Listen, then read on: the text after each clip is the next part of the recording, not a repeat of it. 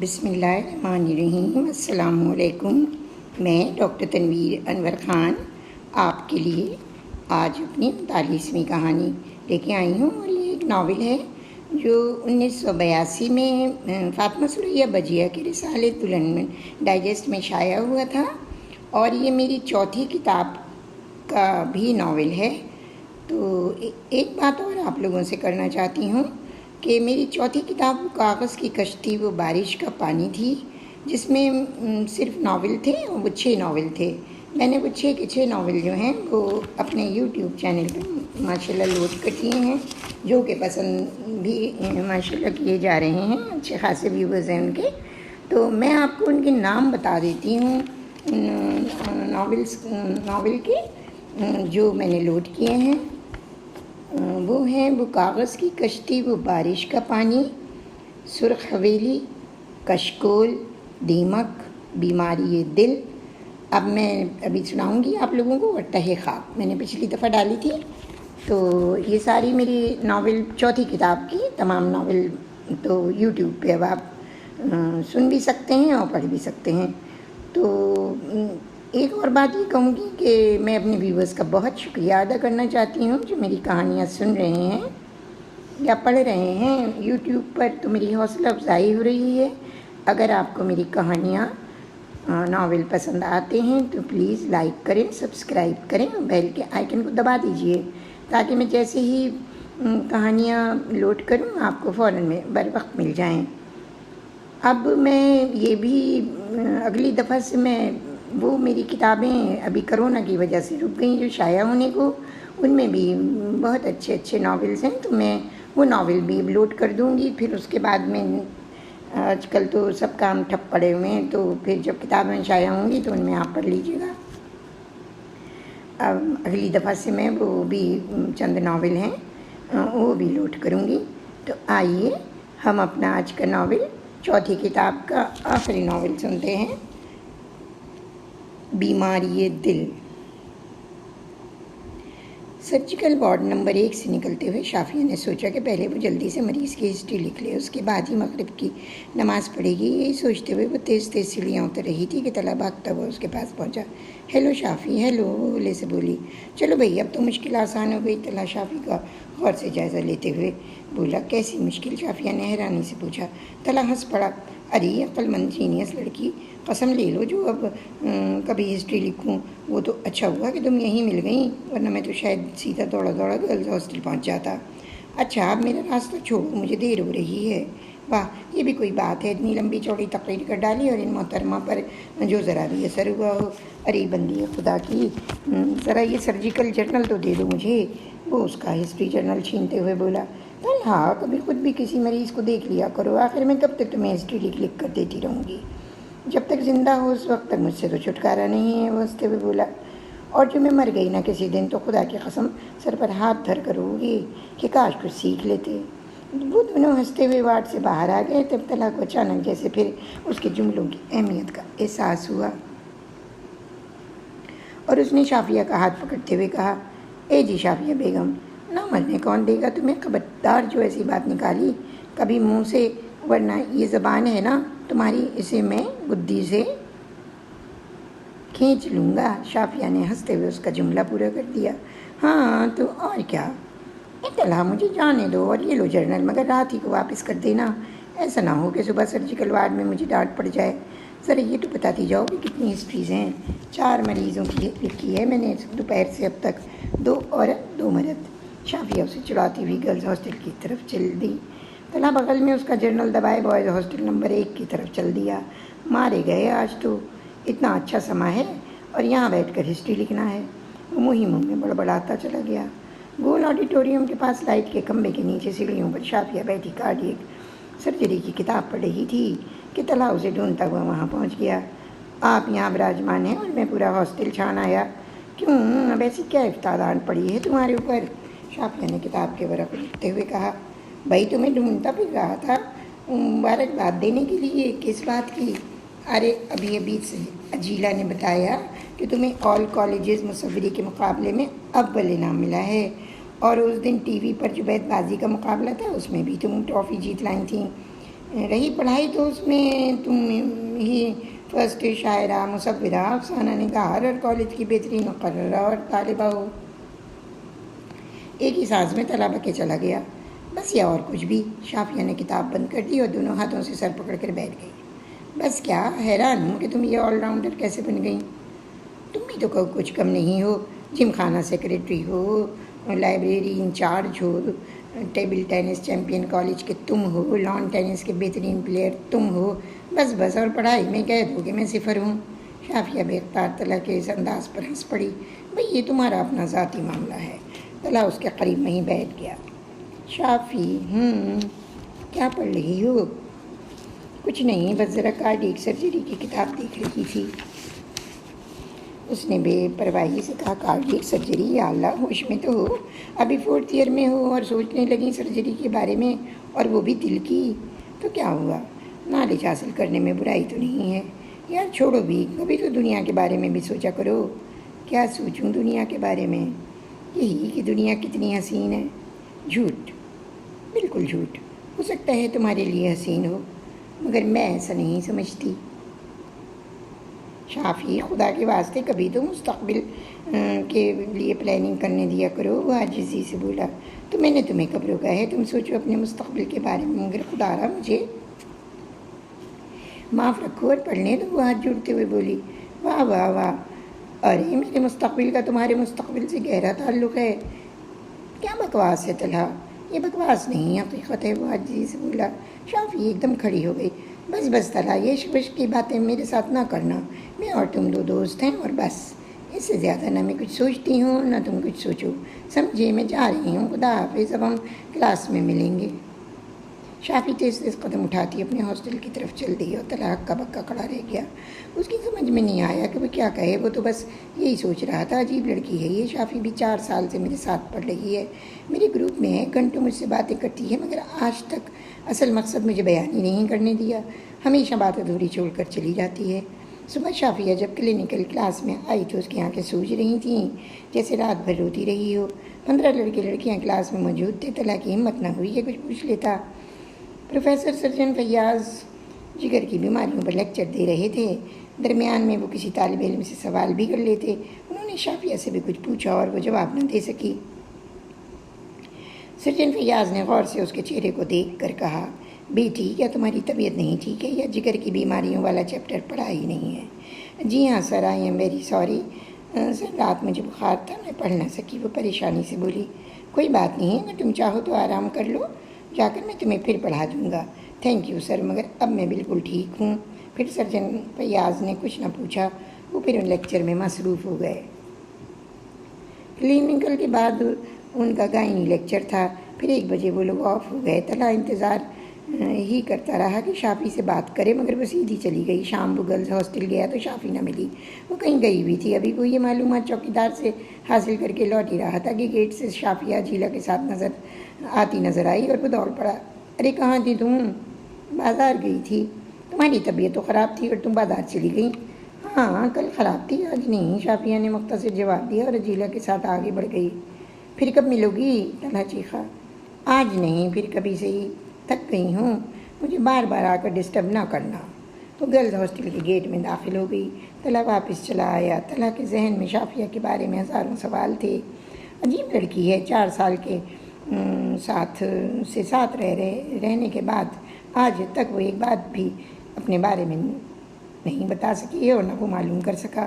اسے بس اتنا علم تھا کہ شافیہ کرنل کی بیٹی ہے اور بس، اس سے زیادہ بات شافیہ نے کبھی آگے بڑھنے ہی نہ دی، ہمیشہ ٹال گئی۔ 4th ایئر کے امتحانات اور نتیجے کے بعد وہ لوگ اب سب سے سینئر اسٹوڈنٹ تھے۔ صرف 1 سال بعد انہیں ڈاکٹر بن جانا تھا۔ شافی کی 4th ایئر میں 2nd اور طلحہ کی 4th پوزیشن آئی تھی۔ وہ بھی پڑھائی میں خاصا تیز تھا، بس یوں ہی ذرا سا بے پرواہ سا تھا۔ یونین کے الیکشن ہونے والے تھے، طلحہ کو صدر کے عہدے کے لیے کھڑا کیا جا رہا تھا۔ پورے کالج میں زور شور سے کینوسنگ کا چکر چل رہا تھا، بڑے بڑے پوسٹر بنا کر لگائے گئے تھے۔ شافیہ، جیلا، حمیرہ سب ایک گروپ میں۔ لڑکیاں طلحہ کو فل سپورٹ دے رہی تھیں۔ راتوں رات جاگ کر یہ بڑے بڑے بینر بنائے گئے۔ لڑکیوں نے اپنے اوور آل کی جیبوں پر سرخ اور ہرے ربن سے طلحہ کے نام کے خوبصورت بیج بنائے تھے۔ غرض ایک ہنگامہ برپا تھا۔ پھر الیکشن کے دن یہ ہنگامے اپنے عروج پر پہنچ کر دم توڑ گئے۔ پولنگ ہو چکی تھی، اب نتائج کا انتظار تھا۔ امیدواروں کے چہروں پر انتظار ایک کرب کی کیفیت پیدا کر رہا تھا۔ طلحہ بھی اپنے دوستوں کے جھرمٹ میں پریشان کھڑا تھا۔ عتیق بولا، یار اب ٹریٹ کے لیے تیاری کر لو، نتیجے کا اعلان ہونے والا ہے۔ بھائی مجھے تو کوئی امید نہیں ہے جیتنے کی، آصف کی بھی بڑی اونچی گڈی اڑ رہی ہے۔ طلحہ اداسی سے بولا، ہاں اس کے لیے تو اس کی پرکٹی بڑی بھاگ بھاگ کر دوڑ کر کس طرح سے ووٹ حاصل کرے گی اور اسے ہو جائیں گے۔ احمر کہنے لگا، بھائی شافیہ، جیلا، حمیرہ نے بھی طلحہ کے لیے بے حد کینویسنگ کی ہے۔ عتیق بولا اور طلحہ مسکرا دیا، یہ سب لڑکیاں ہیں کہاں، پھر وہ ووٹنگ کے بعد سے نظر ہی نہیں آ رہی ہیں۔ احمر کہنے لگا، اپنے ہاسٹل میں ہوں گی، وہ کیا 11 بجے رات تک یہاں ٹھہریں گی؟ عتیق بولا، بھائی جب اتنی محنت کی ہے ان لوگوں نے تو باہر ٹھہرنا چاہیے۔ احمر نے ہانک لگائی، اچھا بابا اب تم لوگ اپنی ٹٹر بند کرو، میرے سر میں تو درد ہو رہا ہے، میں تو جا رہا ہوں، APC کی گولی کھا کر سو رہوں گا، اگر جیت جاؤں تو اٹھا دینا ورنہ صبح اٹھوں گا۔ طلحہ اکتا کر بولا، اما یار اتنے بدذوق نہ ہو، کہو تو شافی کو بلا لائیں، پھر تو ساری رات گزر جائے گی اور آپ ٹس سے مس نہ ہوں گے۔ احمر نے چہک کر کہا، نہیں جی، آپ کا محض خواب و خیال ہے، شافی ان لڑکیوں میں سے نہیں ہے کہ ساری رات میرے ساتھ گزارتے، 10 بجے کے بعد وہ 1 منٹ بھی مجھ سے بات نہیں کرتی ہے۔ طلحہ غصے سے بولا، یار تمہیں تو برا لگ گیا، ہم جانتے ہیں کہ شافی بہت اچھی ہے، مذاق کر رہے تھے۔ احمر بولا، اچھا تو میں چلا، خدا حافظ، اور طلحہ چلا گیا۔ رات 2 بجے کے قریب نتیجے کا اعلان ہوا۔ طلحہ صدر کے عہدے پر انتخاب جیت چکا تھا، بس پھر کیا تھا، لڑکے تو سوتے بندے کو بوائز ہاسٹل جا کر اٹھا لائے، یہ بڑے بڑے اور موٹے ہار گلے میں ڈالے، کندھوں پر اٹھایا طلحہ کو، نعرے لگاتے ہوئے ہو جمالوں کا رقص کرتے، بینڈ باجا بجاتے گرلز ہاسٹل کی طرف اور دوسرے بوائز ہاسٹل کی طرف چل دیے۔ شافیہ کی بھی خوشی کی انتہا نہ تھی۔ دوسرے دن کالج میں خوب گروپ فوٹو کھینچے گئے، طلحہ اور شافیہ نے بھی فوٹو کھنچوائے۔ الیکشن کی گہما گہمی کے بعد فائنل ایئر کی پڑھائی شروع ہو گئی تھی۔ سب سے پہلے ان کے گروپ کی پوسٹنگ گائنی میں تھی، رات کی ڈیوٹی تھی، اب بھی وہی معمول تھا۔ طلحہ کا سارا کام شافی کر رہی تھی، ڈیلیوری کے 25 کیس کرنا تھے اور گائنی کے بھی، تفصیل گائنی کے جرنل پر لکھنا تھی اور آپس کے جرنل پر لکھنا تھی۔ اس روز لیبر روم میں رات 11 بجے کو بیٹھی ایک مریض کی ہسٹری لکھ رہی تھی کہ طلحہ بھی آ گیا، ماسک لگائے وہ شافیہ کے برابر اسٹول کھینچ کر بیٹھ گیا۔ بڑی کمزور لاغر اور انیمک سی عورت بڑا سا پیٹ لیے لیبر روم کی ٹیبل پر لیٹی تھی۔ کتنے بچے ہیں آپ کے؟ بی بی شافیہ نے پوچھا۔ یہ کوئی 14واں بچہ ہوگا جی، وہ نحیف آواز میں بولی۔ کیا 14واں بچہ؟ حیرتوں کے پہاڑ شافیہ پر ٹوٹ پڑے۔ جی ڈاکٹرنی جی، ہمارے 13 بچے ہوئے ہیں، سب زندہ ہیں، 11 زندہ ہیں، 2 مر گئے، وہ نقاہت سے بولی۔ اور اب یہ پیدا ہونے والے بچہ اگر بچ گیا تو تمہارے گھر پوری کرکٹ ٹیم ہو جائے گی، شافیہ ہنستے ہوئے بولی۔ طلحہ نے دریافت کیا، تمہارا شوہر کیا کام کرتا ہے؟ بڑا ہی ہے ڈاکٹر صاحب۔ پھر تم لوگ اتنے بڑی کنبے کا خرچ کیسے چلاتے ہو؟ شافیہ نے پوچھا۔ روزمداری ہے بی بی جی، مل گئی تو کھا لیا ورنہ 2 وقت کا فاقہ ہوتا ہے۔ ارے بی بی تو اتنے بچے پیدا کرنے کی کیا ضرورت تھی؟ ذرا تم اپنی حالت دیکھو، سوکھی ہڈیوں کی مالا ہو رہی ہو، اتنے بچے پیدا کرنے میں جان کو خطرہ الگ ہے۔ شافیہ اسے سمجھاتے ہوئے کہنے لگی، کیا کریں ڈاکٹرنی جی، اللہ کی دین ہے، جب وہ بچہ دیتا ہے تو لے لیتے ہیں۔ ارے بی بی تمہاری طرف خاندانی منصوبہ بندی والے نہیں آتے کیا؟ آتے تو ہیں جی یہ منصوبہ بندی والے، پر ہمارا مردوا کہے ہے کہ اللہ کے کام میں دخل نہیں دینا چاہیے، جو مولا کی رضا ہو ہم کو تو وہی کرنا چاہیے۔ اچھا آپ ذرا خاموش رہو، مجھے تو تمہاری جان کی بڑی فکر لگ گئی ہے، شافیہ اکتا کر بولی۔ ارے شافی چھوڑو بھی کہاں، پتھروں سے سر پھوڑ رہی ہو، ہمارے کہنے سے کوئی یہ بچے پیدا کرنا تو بند نہیں کر دیں گے، اور بھی 14واں کوئی زیادہ تو نہیں ہے، وہ ہنستے ہوئے بولا۔ کیا زیادہ نہیں؟ ارے وہ پرانے زمانے کی باتیں تھیں، 15 اور 16 بچے دادی اور نانی اماؤں کے ہوا کرتے تھے، اب نیا زمانہ ہے، کم بچے خوشحال گھرانہ۔ اچھا محترمہ، مجھے تو آپ لیکچر نہ دیں، دیکھیں گے آپ کیا کرتی ہیں، طلحہ ہنستے ہوئے کہنے لگا، اور وہ لیبر روم کے برابر ڈیوٹی روم میں آ گئے۔ اے طلحہ، خبردار جو تم نے میرے بارے میں ایسی کوئی بات کی۔ وہ منہ پھلا کر کرسی پر بیٹھ گئی۔ ارے میں تو مذاق کر رہا تھا، ناراض ہو گئی؟ اسے مناتے ہوئے کہنے لگا، نہیں ناراض تو نہیں ہوئی، مگر آج تم کیسے آ گئے لیبر روم میں؟ کیسے آ گئے بھائی، میری بھی ڈیوٹی لگی ہوئی ہے، میں جائز آیا ہوں، ایسے یہ باقی گروپ کہاں ہیں؟ کسی کیفے یا پارک میں بیٹھے محبت کی پینگیں بڑھا رہے ہوں گے، اور تم یہاں اپنا وقت ضائع کر رہی ہو۔ غصے سے پیر پٹک کر بولا، ارے واہ، تم تو خواہ مخواہ جذباتی ہو رہے ہو۔ اب اگر پورا لیبر روم خالی چھوڑ دیا جائے تو میڈم صاحبہ تو حجامت بنا ڈالیں گی۔ میں نے ذمہ داری لے کر سب کو 3 گھنٹے فری دے دیے ہیں، تم چاہو تو تم بھی جا سکتے ہو۔ ارے میں تم سے ڈھیر ساری باتیں کروں گا۔ وہ میز پر یوں ہی شافیہ کے سامنے بیٹھ گیا۔ اچھا کیا باتیں کرو گے بھلا؟ وہی باتیں جن سے تم 5 سال سے کتراتی آئی ہو۔ ارے کوئی بات بھی ہو بھلا، بات کیوں نہیں ہے شافی؟ ہم چند مہینوں کے بعد ڈاکٹر بن جائیں گے، پھر میں تمہیں اور تم مجھے لڈو کھلانا۔ بات کاٹتے ہوئے بولی وہ Shafi, don't act like foolish girl, آج میں تمہیں بات کیے بنا نہیں چھوڑوں گا۔ بھئی طلا بقول تمہارے میں فولش ہوں تو پھر مجھ سے بات نہ کیا کرو۔ وہ بے پرواہی سے بولی، شافیہ تم مجھے پاگل بنا دو گی۔ آج 5 سال ہو گئے، تم نے مجھے کبھی اپنے بارے میں نہیں بتایا اور نہ ہی مجھے بتانے دیا کہ میں کون ہوں۔ میں تو تمہارے بارے میں سب کچھ جانتی ہوں۔ تم بیرسٹر کاشف کے بیٹے ہو، تم 3 بہنیں اور 2 بھائی ہو۔ تمہارے بڑے بھائی شجاع نے 12 اطلاع کیا ہے، تمہاری بڑی بہن ڈاکٹر ہیں، تمہارے بہنوئی بھی ڈاکٹر ہیں، تمہاری ایک بہن فاطمہ جناح میڈیکل کالج میں فائنل ایئر میں پڑھ رہی ہے، دوسری بہن تم سے چھوٹی ہے، وہ بھی انٹر میں ہے۔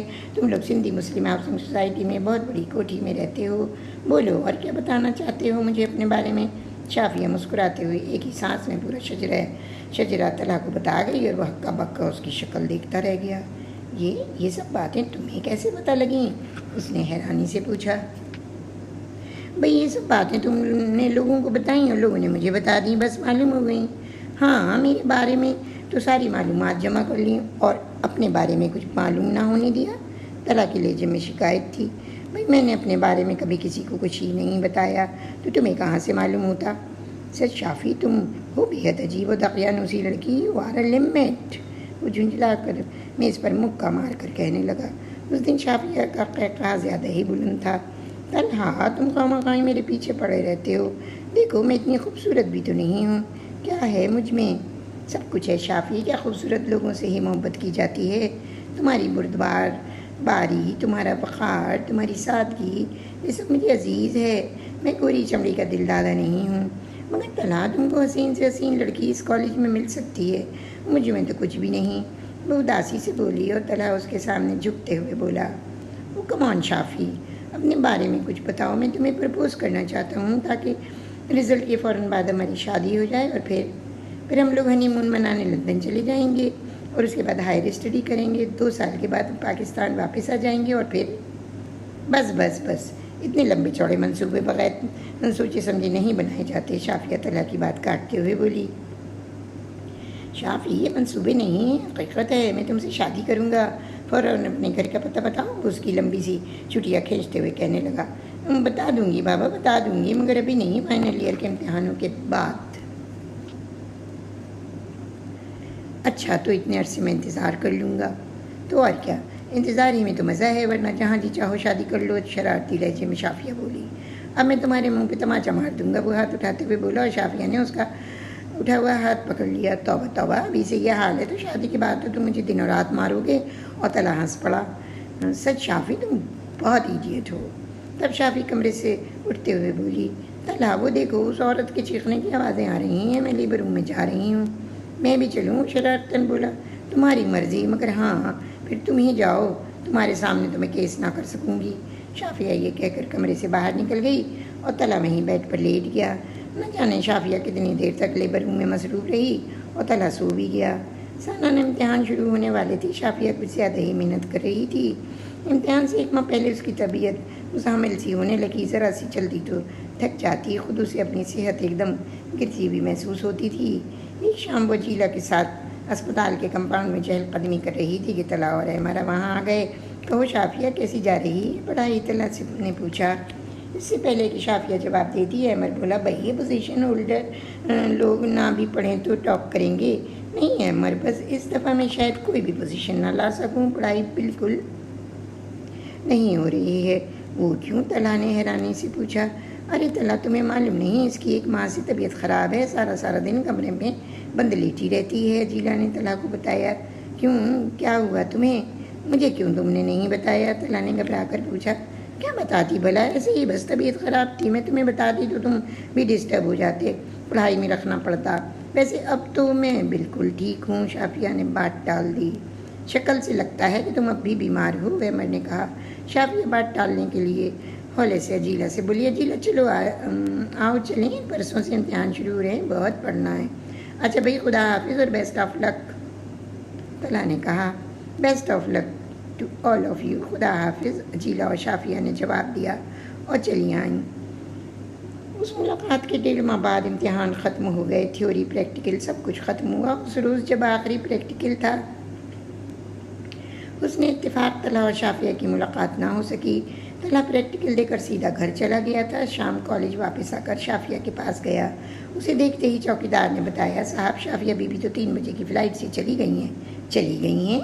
کہاں؟ وہ حیرانی سے بولا۔ ہم کو کیا پتہ صاحب، آج تو بہت سی لڑکیاں واپس چلی گئیں اپنے اپنے گھروں کو، چوکیدار نے جواب دیا۔ کمال ہے، بغیر ملے بغیر بتائے چلی گئی۔ طلحہ بڑبڑاتا ہوا واپس آ گیا۔ اسے شافیہ کی یہ حرکت بالکل پسند نہیں آئی تھی۔ آج ہی تو اس نے گھر میں بات کی تھی امی سے شافیہ کے بارے میں، اور انہوں نے کہا تھا کہ لڑکی گھر کا پتہ معلوم کرو تاکہ بات آگے بڑھائیں۔ وہ کیا کیا خواب لے کر آیا تھا، اور ابھی احمق لڑکی اسے چکمہ دے کر چلی گئی تھی۔ طلحہ بس شافیہ ہی کے بارے میں سوچے جا رہا تھا۔ یہ شافی اسے ہمیشہ ہی سے بہت پراسرار لگتی تھی۔ اس نے اپنی شخصیت کے گرد ایک عجیب سا پردہ ڈال رکھا تھا، بھاری دبیس پردہ جس کے پار دیکھنا کسی کے بس کی بات نہ تھی۔ یہ شافی اسے ہمیشہ ایسی ہی لگی تھی، وہ جو کبھی کچھ بھی نہیں تھی، اپنے وجود میں چھپی تھی، اپنے خیالوں میں پوشیدہ تھی۔ طلحہ سوچتا رہا، پھر اس نے فیصلہ کیا کہ اب جب وہ ہاؤس جاب کرنے آئے گی تو خوب اچھی طرح اسے سمجھوں گا۔ دن گزرتے چلے گئے۔ شافیہ کا پتہ معلوم کرنے کی طلحہ نے لاکھ کوشش کی لیکن ناکام رہا۔ پھر 1 ماہ بعد رزلٹ آیا تو شافیہ کی دوسری پوزیشن تھی، سرجری یا گائنی میں ڈسٹنکشن تھا، مگر شافیہ خدا جانے کہاں تھی۔ اتنی بڑی بڑی خوشخبریاں سننے نہیں آئی۔ اس کا نہ آنا طلحہ کے لیے اور بھی پریشان کن تھا۔ کامیاب ہونے والے ہاؤس جاب کے لیے درخواستیں دے رہے تھے، انٹرویو ہونا باقی تھے۔ ایک دن صبح 10 بجے کے قریب طلحہ عمر اور عتیق کے ساتھ کیفے میں بیٹھا کوک پی رہا تھا کہ عجیلہ روتی ہوئی وہاں پہنچی۔ طلحہ میرے ساتھ باہر آؤ، اس نے سسکیاں لیتے ہوئے کہا۔ طلحہ کے ساتھ وہ دونوں بھی باہر آ گئے۔ عجیلہ نے روتے ہوئے کہا، کچھ سنا تم نے طلحہ؟ کوئی منحوس خبر سنی؟ کیسی خبر؟ کیا پہلیاں بجھوا رہی ہو؟ صاف صاف بتاؤ کیا بات ہے؟ طلحہ نے بےتابی سے پوچھا۔ طلحہ تم سن سکو گے؟ میں تو خود سوچ سوچ کر پاگل ہوئے جا رہی ہوں۔ یا اللہ، کچھ تو بولو عجیلہ، رونا دھونا بند کرو۔ طلحہ پیر پٹک کر بولا۔ طلحہ تمہاری شافی مر گئی۔ عجیلہ نے سسکتے ہوئے چہرہ دونوں ہاتھوں میں چھپا لیا۔ نہیں، یہ کیسے ہو سکتا ہے؟ تم جھوٹ بول رہی ہو، وہ نہیں مر سکتی۔ طلحہ بری طرح دہاڑا۔ طلحہ میں جھوٹ نہیں بول رہی، یہ دیکھو میرے پاس یہ ٹیلی گرام آیا ہے۔ کس نے بھیجا ہے؟ مجھے معلوم نہیں، وہ تو میری بہت پیاری دوست تھی، خدا جانے اسے کیا ہو گیا، عجیلہ سسکتے ہوئے بولی۔ طلحہ نے کپ کپاتے ہاتھوں سے تات لے کر پڑھا، شافیہ مر گئی۔ طلحہ بڑبڑایا، واقعی مر گئی۔ اور پھر عتیق اور ایمن نے بڑی مشکل سے طلحہ کو سنبھالا۔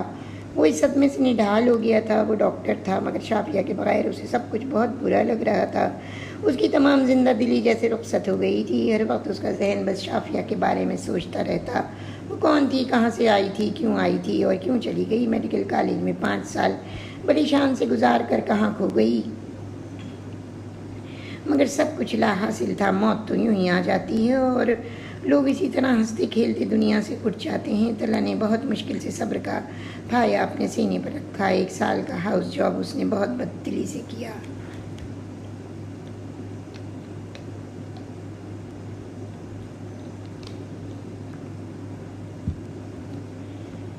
دن گزرتے رہے، وقت بڑھتا رہا۔ شافی کی موت سے جو گھاؤ طلحہ کے دل میں آیا تھا وہ اب ناسور بن گیا تھا، مگر ساتھ ہی وہ زندگی اور دنیا کے تقاضے بھی پورے کر رہا تھا۔ وہ زندہ تھا اور زندہ لوگ اپنی مجبوریوں کے ساتھ عمر بسر کر دیتے ہیں۔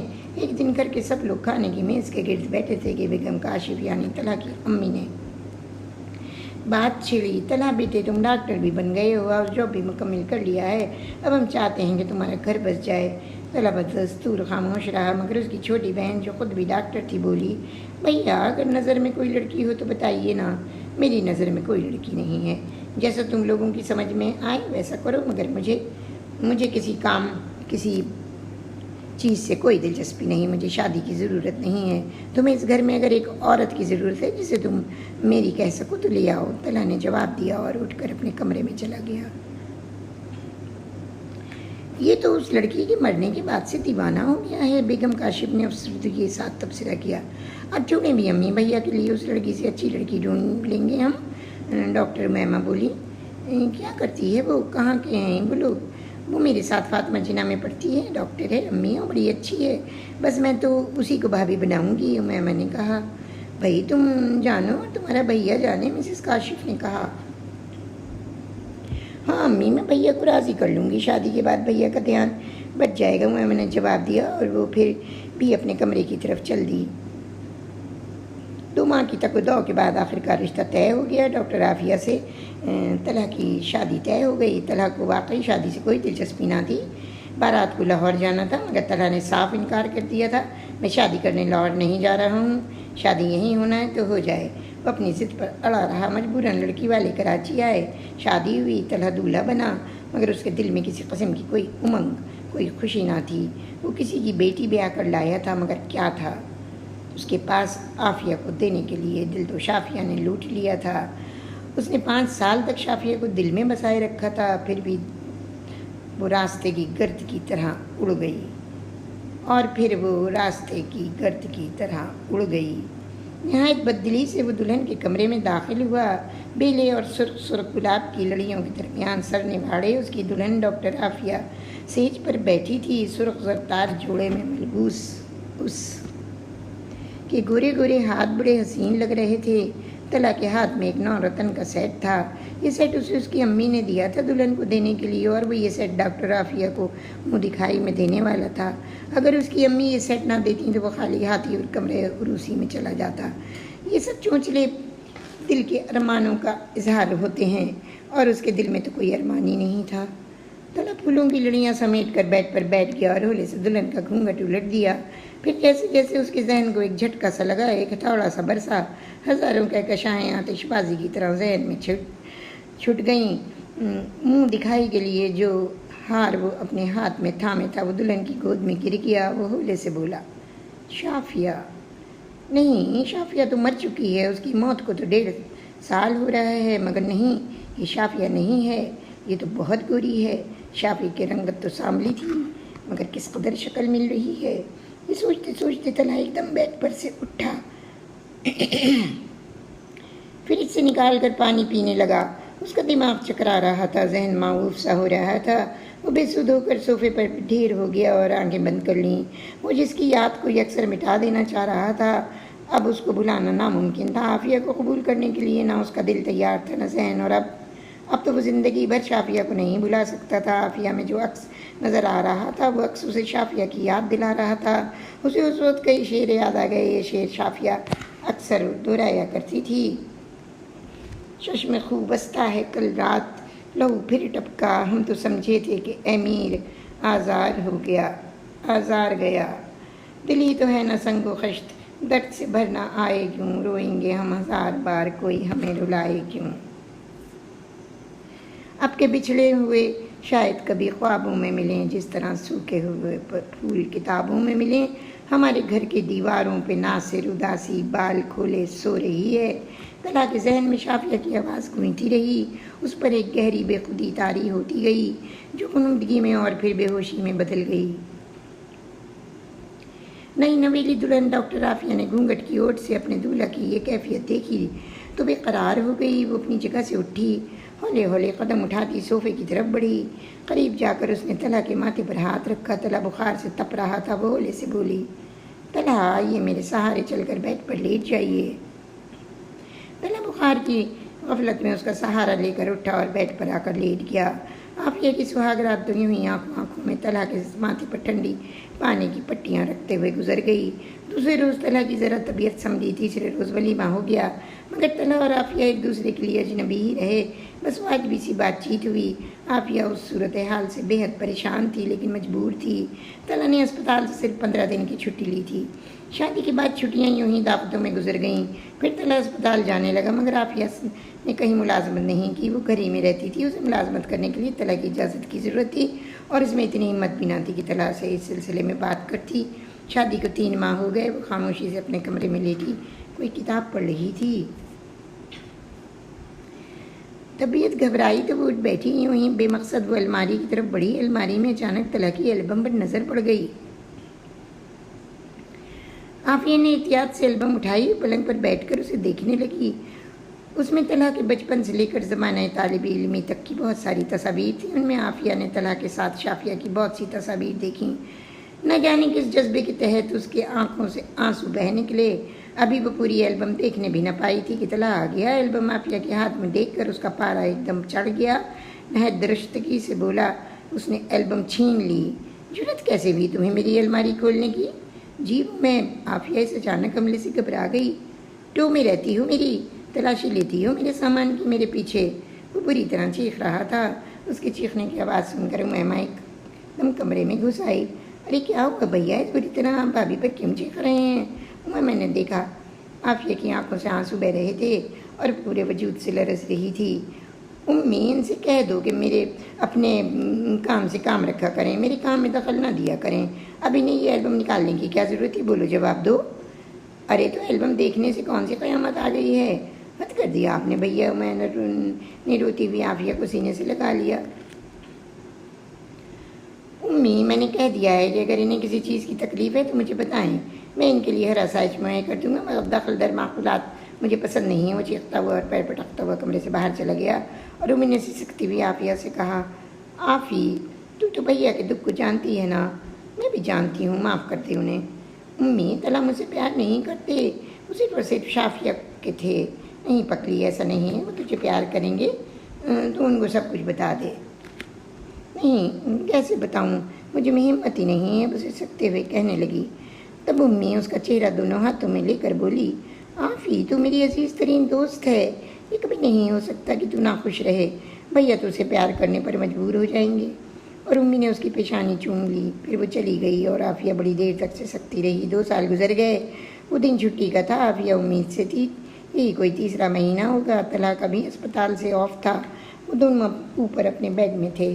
سنیے وہ ابو کا ٹرانسفر کراچی ہو گیا ہے لاہور سے، عافیہ نے طلحہ کو بتایا. اچھا کب؟ وہ حیرانی سے بولا. یہی کوئی 15 دن ہو گئے ہیں. اب آپ اگر اجازت دیں تو میں ملاؤں ان سے، اور آپ بھی چلیے. تم نے مجھے پہلے نہیں بتایا، نہیں تو چلی جاتی. جی وہ امی کہہ رہی تھیں کہ ہم دونوں کچھ دن کے لیے ان کے پاس بھی رہیں. عافیہ نے ڈرتے ڈرتے ہوئے کہا. طلحہ یہ سنتے ہی بستر سے اٹھ بیٹھا. کیوں؟ وہاں کیوں رہیں؟ کیا تمہیں میرے گھر میں کوئی تکلیف ہے یا کھانے کو نہیں مل رہا ہے جو وہاں جا کر روٹیاں توڑی جائیں؟ عافیہ گھبرا گئی. اس کی آنکھیں بھر آئیں.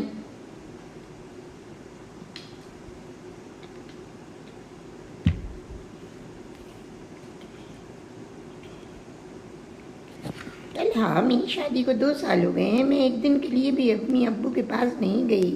کہ شادی کے بعد لڑکیاں ماں باپ کے لیے مر جاتی ہیں؟ کیا ان کی خواہش نہیں ہوتی کہ ان کے بیٹی داماد ان سے ملیں آ کر رہیں؟ تم چاہو تو میں تمہیں ہمیشہ ہمیشہ کے لیے وہاں بھیج سکتا ہوں. ان کی اور تمہاری دونوں کی خواہش پوری ہو جائے گی. وہ غصے سے بولا.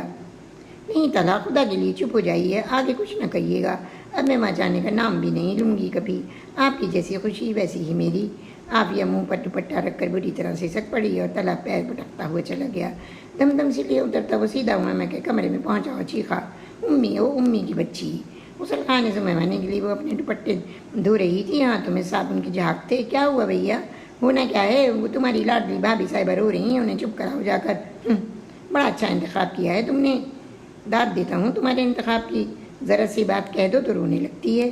ارے بھیا اس قدر پیاری حسین لڑکی ہے، آپ نے آج اسے کیا کہہ دیا؟ پیاری حسین تو پھر کیا ہوا؟ حسنی تو سب کچھ نہیں ہوتا. ویسے بھی مجھے حسین لڑکیاں زیادہ پسند نہیں ہیں. کاش تم مجھے پہلے دکھا دیتی تو میں شادی سے انکار کر دیتا. اس کے بیڈ پر چپل سمیت براجمان ہو گیا. امی جلدی سے ہاتھ دھو کر تولیہ سے منہ پوچھتی ہوئی آئی اور یہ کہتی ہوئی چلی گئی، بڑے آئے وہاں سے شرم نہیں آتی ہے. کل کو باپ بننے والے ہیں اور ہر وقت بیچاری کو رلاتے رہتے ہیں. روتا بسورتا بچہ پیدا ہوگا بھیا. امیمہ ہنستے ہوئے بولی. चल भाग यहाँ से वरना दूंगा एक हाथ अभी। जो ज़्यादा बकवास की, तलहा ने हंसते हुए कहा और फिर लेट गया। आफिया में शाफिया की मुशाहबत थी, मगर फिर भी आफिया तलहा के दिल में वो जगह ना कर सकी। तलहा कोशिश के बावजूद उसे खुश ना रख सका। 3 साल के बाद भी वो शाफिया को ना बुला सका था। वो सांवली सलोनी लंबे लंबे बालों वाली शाफिया उसके दिल से निकल ही ना पा रही थी। एक दिन वो अस्पताल से शाम 7 बजे आया तो घर ना सुना सुना सा था। आफिया मौजूद ही ना थी। वो बेड पर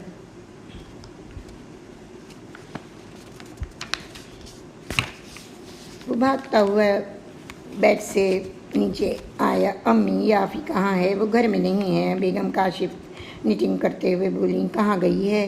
अपने मैके। बेगम काशिफ ने मुख्तसर जवाब दिया। क्यों गई है? मैंने उसे मना किया था कि वो वहाँ नहीं जाएगी। वो घर जा। ए लड़के, होश में तो है तू अपने? ज़रा तमीज़ से बात कर, मैं तेरी माँ हूँ। अम्मी, मैंने उसे मना किया था, फिर क्यों गई है वो? तालाब नरमी से बोला। ठीक है, तुमने मना किया था, मगर हमने उसे भेजा है। हम इस घर के मालिक हैं। वो शादी के 2 साल बाद आज पहली दफ़ा गई है। क्या कोई गुनाह किया है उसने? जी अम्मी, ऐसी तो कोई बात नहीं है, मगर मैं उसे खुद लेकर जाता। तला, खामोश हो जाओ। हम 2 साल से तुम्हारा तमाशा देख रहे हैं। तुमने उस बच्ची को चैन का एक सांस भी लेने नहीं दिया है। तुम्हारे ख्वाबों और ख्यालों में शाफिया बसी रहती है। वो मर गई है, तुम उसकी यादों में खोए रहते हो, मगर जो जिंदा जीती जागती बीवी मौजूद है उसकी तुम्हें परवाह भी नहीं है। अम्मी, ऐसी तो कोई बात नहीं है। वो घबरा कर बोला। तला, हमारी बहू माँ बनने वाली है। अब जो वो 6 माह तक मैके में रहेगी, हमारा हुक्म है और आखिरी फैसला है। हम नहीं चाहते कि वो हर वक्त तुम्हारी ज़्यादतियों का शिकार रहे और रोती भी सुरती रहे। मगर अम्मी, 6 माह बगैर मेरी मर्ज़ी के? अगर तुम्हें उसकी ज़रूरत महसूस हो तो अपनी ससुराल चले जाना, वरना वही यहाँ इंशाल्लाह बच्चा गोद में लेकर ही आएगी। वो तहकमाना लहजे में बोली। तला माँ के रूप के सामने क्या कहता, पैर पटकता हुआ अपने कमरे में चला गया। आफिया तो गए हुए 2 महीने हो गए। मैं तो उसके पास रोज़ जाती थी, मगर तला कभी ना गया।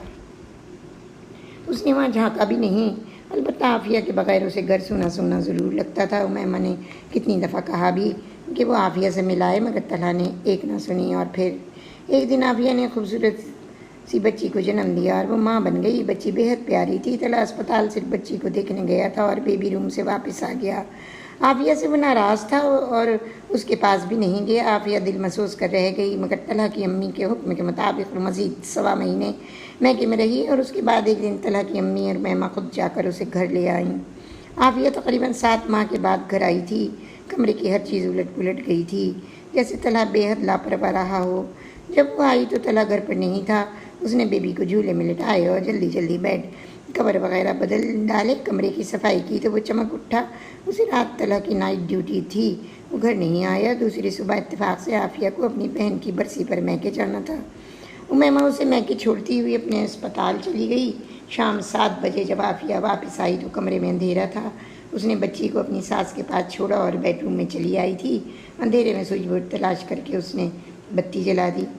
तौबा है, अगर बेबी को लेकर आती इस अंधेरे कमरे में तो वो तो बेचारी डर ही जाती।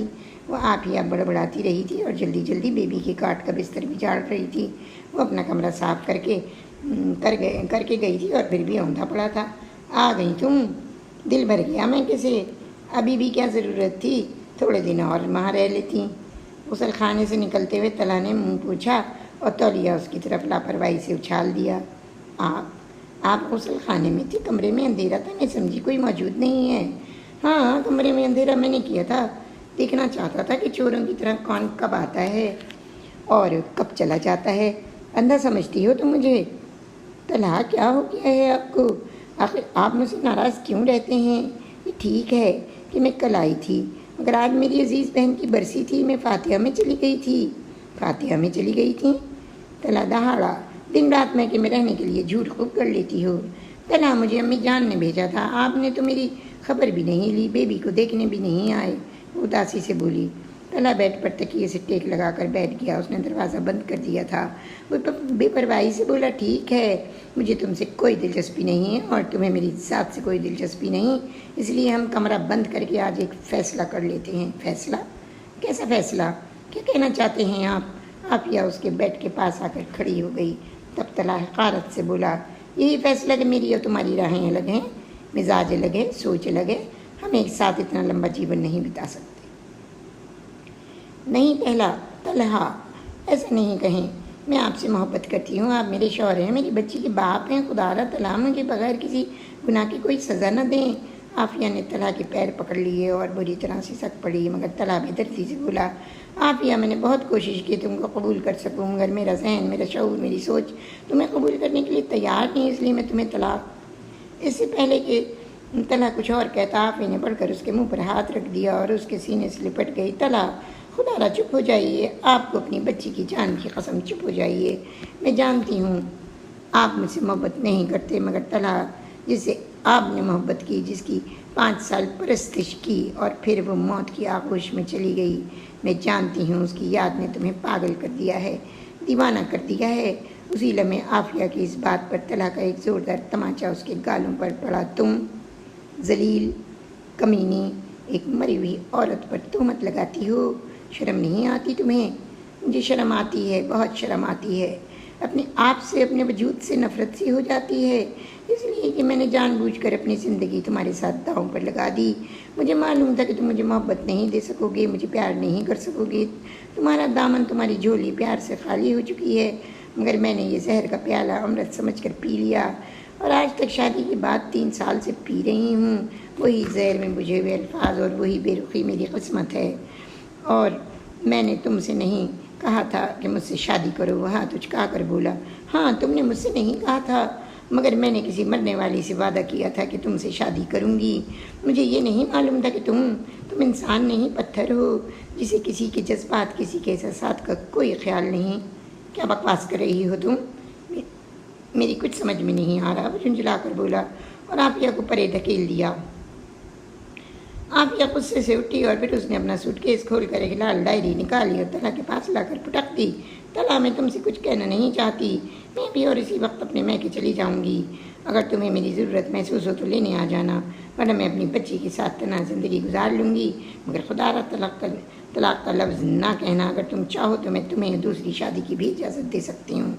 آپ یہی کہہ کر سکتی ہوئی کمرے سے باہر نکل گئی۔ امیمہ اسے نیچے ہی مل گئی، سب نے اسے روکنا چاہا لیکن وہ نہ مانی۔ اس نے کہا، امی جان، میں آج تک کٹ پتلی کی طرح ناچتی رہی ہوں، اب میں اس گھر میں اس وقت واپس آؤں گی جب آپ کے بیٹے چاہیں گے، خدا حافظ۔ آپ کے گاڑی پر بیٹھ کر بچی کو لے کر چلی گئی۔ اما ایک دم طلحہ کے کمرے میں بھپری ہوئی پہنچی۔ بھائی جان، آپ نے بھابھی کے ساتھ بہت ظلم کیا ہے، اگر وہ چلی گئی تو اس میں میرا کیا قصور ہے؟ پھر کس کا قصور ہے؟ اگر آپ کا دوش نہیں تو پھر کس کا دوش ہے؟ اس کا جو مر گئی، جس نے آپ کی زندگی کو گھن لگا دیا، اس کا دوش ہے جو سب کچھ جانتے بوجھتے انگاروں پر کود پڑی، یا میرا دوش ہے کہ میں نے اپنے بھائی کی خوشیوں کی خاطر اس کے ارمانوں کا گلا گھونٹ دیا؟ امی گرجی، اب اس کے بعد تم بھی میرے ساتھ بکواس کرنے آ گئی؟ وہ دھاڑا، ہاں ہاں، ہم بکواس کرتے ہیں اور آپ جھوٹ کم کما لیے سچ بولتے ہیں، اپنی جیتی جاگتی بیوی اور بچی سے پیار کرنے کے بجائے مردوں سے جی لگاتے ہیں۔ اسی لمحے طلحہ کا سنسناتا ہوا چاٹا امی کے گال پر پڑا۔ بند کرو یہ بکواس امی اور نکل جاؤ میرے کمرے سے، پورا گھر مل کر مجھے پاگل کر دے گا۔ تب امی سے سکتے ہوئے بولی، بھیا، اچھا کیا جو مجھے مارا، تم میرے بڑے بھیا ہونا، مگر بھیا کوئی فیصلہ کرنے سے پہلے یہ سوچ لینا کہ آپ کبھی کسی کی بہن، کسی کی بیٹی ہے۔ نعمہ سسکتی ہوئی کمرے سے نکل گئی اور طلحہ اپنا سر پکڑ کر بیٹھ گیا۔ وہ خدایا، میں کس مصیبت میں پھنس گیا ہوں۔ وہ آرام کرنے لیٹا ہی تھا، رات کے 12 بجے تھے کہ اسے ایک دم عافیہ کی دی ہوئی ڈائری کا خیال آ گیا۔ اس نے وہ ڈائری اٹھائی اور لیٹ گیا۔ پہلا صفحہ کھولا تو بہت خوبصورت شعر لکھا تھا، فرصت ملے تو پڑھ لو، مجھے بھی ورق برق سر تا قدم صحیفہ احساس سے درد ہوں۔ دوسرا صفحہ کھولا تو طلحہ اچھل پڑا، وہ شافیہ کی تصویر تھی۔ وہ بڑبڑایا، شافیہ، یہ اس کی تصویر یہاں کیسے؟ اور جب اس نے اور صفحے پلٹے تو معلوم ہوا کہ وہ ڈائری شافیہ کی ہے اور غالباً اس کی آپ بیتی تھی۔ طلحہ اٹھ کر بیٹھ گیا اور پہلا صفحہ کھولا۔ ایسا محسوس ہوتا تھا جیسے ناپختہ لکھائی میں ہو، شاید یہ ڈائری کسی نے بہت پہلے لکھنا شروع کی تھی۔ ایک صفحے پر لکھا تھا، میرا نام شافیہ ہے، میری عمر ابھی صرف 10 سال ہے، میں 6ٹھی کلاس میں ہوں، میرے ابو کرنل رضا ہیں، میرے بڑے بھیا عالم ایئر فورس میں پائلٹ ہیں، ایک چھوٹا سا بھائی اعظم ہے، وہ انجینئرنگ پڑھنے کا ارادہ رکھتا ہے، ابھی 6 سال کا ہے، لگن اتنی زیادہ ہے، ایک بچیاں ہیں بڑی خوبصورت پیاری پیاری، مجھے اپنی بچیا شمامہ سے بہت پیار ہے، میری بچیا اب انٹر میں ہیں، اور ہاں میری ایک جڑواں بہن ہے عافیہ، امی کہتی ہیں کہ ہم دونوں ایک ساتھ پیدا ہوئے تھے، شکلیں بھی ایک جیسی ہیں، بس عافیہ بھی میری باجی ہے، صرف 5 منٹ بڑی اور میں اس سے 5 منٹ چھوٹی۔ عافیہ باجی کتنی پیاری، کتنی خوبصورت ہیں، میری تو پکی دوست ہیں، مجھ سے بہت پیار کرتی ہیں۔ میں تو گھر بھر میں سانولی رنگت کی ہوں مگر مجھے سب پیار کرتے ہیں، میرے سینے پر ایک نشان سا ہے۔ امی سے پوچھتی ہوں تو وہ ٹال جاتی ہیں کہ چوٹ لگ گئی تھی۔ بھلا اتنی لمبی چوڑی چوٹ کیسے لگ سکتی ہے؟ ابو کے تو بس آج یہاں کل وہاں تبادلے ہوتے رہتے ہیں اور ہم بچے گھر سے بے گھر ہو جاتے ہیں، کبھی کبھی ہاسٹل میں بھی رہنا پڑتا ہے۔ کچھ سفید طلحہ نے پھر پلٹے تو لکھا تھا، آج میں کتنی اداس ہوں۔ ہمیں سائنس میں انسانی جسم کی ساخت کے بارے میں پڑھایا گیا، جب دل کی جگہ کے بارے میں بتایا گیا تو مجھے عجیب سا محسوس ہوا۔ ارے یہ کیا، جس طرف انسان کا دل ہوتا ہے ادھر ہی تو میرے سینے پر بڑا سا نشان تھا۔ آج دوپہر میں دوڑی دوڑی گھر آئی تو امی سے پوچھا، امی آج اسکول میں انسانی اعضاء کے بارے میں پڑھایا گیا تھا، یہ جو میرے سینے پر نشان ہے یہ تو دل کی جگہ پر ہے، امی یہ کیوں ہے؟ کچھ نہیں بیٹی، تو خواہ پریشان ہوتی ہے، ابھی تو بچی ہے، بڑی ہو جائے گی تو سب سمجھ آ جائے گا، اور میں آج اس لیے اداس ہوں، ضرور کوئی نہ کوئی بات ہے۔ میرے میٹرک کا رزلٹ نکل آیا، میٹرک بورڈ میں میری 2nd پوزیشن تھی اور عافیہ 1st ڈویژن پاس ہوئی تھی۔ ہمارے گھر میں بہت بڑا جشن منایا گیا، بڑا ہلا گلا رہا۔ تب میں نے سوچا کہ انٹر سائنس میں داخلہ لے کر ڈاکٹر بنوں۔ پھر اسی شام جب سب لوگ کام سے فارغ ہو بیٹھے تھے، ابو، باجی، بھیا، اعظم، عافیہ، تو ابو نے کہا، بھئی عافیہ تم اب کیا کرو گی؟ ابو جی میں ڈاکٹر بنوں گی۔ اور شافیہ تم بیٹی؟ ابو میں بھی ڈاکٹر بنوں گی۔ میں نے چہک کر کہا تو ابو نے مجھے اشارے سے اپنے پاس بلایا، گڑیا تم ادھر آؤ بیٹی۔ جی ابو۔ میں ان کے قریب گئی اور ابو نے میرا سر بر اپنے سینے سے لگا لیا۔ شافی بیٹی میں تم سے بہت پیار کرتا ہوں اور اب تم نے شعور کی منزلوں پر قدم رکھا ہے بیٹی، اب تم میں سمجھنے پوچھنے کی صلاحیت ہے۔ ہم آج ایک ایسے راز پر سے پردہ اٹھا رہے ہیں جسے گزشتہ 15 سال سے اپنے سینے میں دفن کر رکھا ہے۔ میں سمجھی نہیں ابو۔ میں نے ابو کے سینے سے سر اٹھا کر ان کے چہرے کی طرف دیکھا، وہاں ان کی آنکھوں میں آنسو لرزا تھے۔ میرا وجود کانپ گیا۔ ابو جی کیا بات ہے، آپ آج اتنے اداس کیوں ہیں؟ شافیہ میری جان، میری بچی، تو میری اتنی لائق، اتنی فائق بیٹی ہے۔ یہ قدرت کی ستم ظریفی ہے بیٹی کی، تو پیدائشی دل کی مریض ہے۔ ابو یہ آپ کیا کہہ رہے ہیں؟ جیسے میرے ذہن، میرے دل کو جھٹکا سا لگا۔ ابو کی آواز ایسا لگا جیسے کہیں بہت دور سے آ رہی ہو۔ کہے جا رہے تھے، شافیہ میری بچی، تو اور عافیہ جڑواں پیدا ہوئے، عافیہ تجھ سے 5 منٹ بڑی ہے، عافیہ بہت تندرست تھی اور تو بے حد کمزور اور لاغر سی تھی، صرف 4 پاؤنڈ کی تھی۔ ڈاکٹروں نے تجھے انکیوبیٹر میں رکھا، تیری امی عافیہ کو لے کر گھر آ گئیں، مگر تو کم وزن کے باعث اسپتال میں دیکھ بھال کے لیے روک لی گئی۔ پھر جب تیرا وزن 6.5 پاؤنڈ ہوا تو ہم تجھے گھر لے آئے۔ تیری باجی اور امی نے تجھے بہت تندرست کر لیا، مگر پھر جب تو 2 سال کی ہوئی تو بیمار ہو گئی۔ ڈاکٹروں کو یعنی بچوں کے ماہر معالج کو دکھایا، انہوں نے بتایا کہ فوراً بچی کو کسی دل کے ڈاکٹر کو دکھایا جائے، یہ دل کی مریض ہے۔ اور پھر ہم جیسے مصیبتوں کے پہاڑ ٹوٹ پڑے۔ 4 سال کی عمر میں تیرے دل کا آپریشن ہوا، میں نے جرمنی جا کر تیرا آپریشن کروایا۔ خدا کا شکر ہے بیٹی کہ تو اب اچھی ہے۔ میری وہاں کے ڈاکٹر سے خط و کتابت ہوتی رہتی ہے، میں وہاں تمہیں آپریشن کے بعد 2 سال تک چیک اپ کے لیے لے گیا، پھر تم تندرست ہو گئیں اور مزید چیک اپ کی ضرورت نہ رہی۔ تب یہ کہا گیا کہ اگر کبھی تمہیں درد محسوس ہو تو تمہیں فوراً لے کر پہنچا جائے۔ ویسے تمہیں محنت کے کام کی منا دی ہے بیٹی، اور ڈاکٹری پڑھنا بہت محنت کا کام ہے، میں چاہتا ہوں کہ تم کوئی اور لائن اختیار کر لو بیٹی۔ نہیں ابو نہیں، میں صرف اور صرف ڈاکٹر بنوں گی۔ کیا ہوا ابو، میں مر ہی تو جاؤں گی نا مشقت کر کے، تو مر جانے دیجیے گا، کم از کم آپ یہ تو کہہ سکتے ہیں کہ آپ کی بیٹی جاہل نہیں ڈاکٹر بن کر مری۔ یہ کہتی ہوئی وہ اپنے کمرے میں چلی گئی، اور اب میں اپنے آنسوؤں کی مالا کالی سیاہی سے ڈائری میں پرو رہی ہوں۔ جس راز پر امی نے پردہ رکھا تھا وہ اٹھ چکا تھا، تو امی، یہ جو بائیں جانب اوپر سے لے کر نیچے تک لمبا سا پسلیوں پر نشان ہے، یہ میرے دل چیرنے کا نشان ہے نا امی؟ میں ڈاکٹر بنوں گی اور دیکھوں گی کہ حقیقت میں دل کیسے چیرا جاتا ہے، اور یہ کہ مجھے دل کی کون سی بیماری ہے۔ میں ہمت نہیں ہاروں گی امی، میں اپنی زندگی سے لڑوں گی، اپنی آخری سانسوں تک لڑوں گی، پھر کچھ صفحے خالی تھے جس کے بعد چند سطریں تحریر تھیں۔ میں نے فرسٹ ایئر سائنس میں 80% نمبر لے لیے ہیں اور عافیہ باجی نے 70%۔ اور عافیہ باجی، شمامہ باجی سب مجھ سے کس قدر پیار کرتی ہیں۔ عافیہ باجی تو میری عزیز ترین دوست ہیں۔ ابو کا ٹرانسفر کراچی ہو گیا مگر عافیہ باجی کراچی جانے کو تیار نہیں، اس لیے وہ یہیں لاہور میں بھیا بھابھی کے پاس رہیں گی، مگر ابو مجھے چھوڑنے پر آمادہ نہیں تھے۔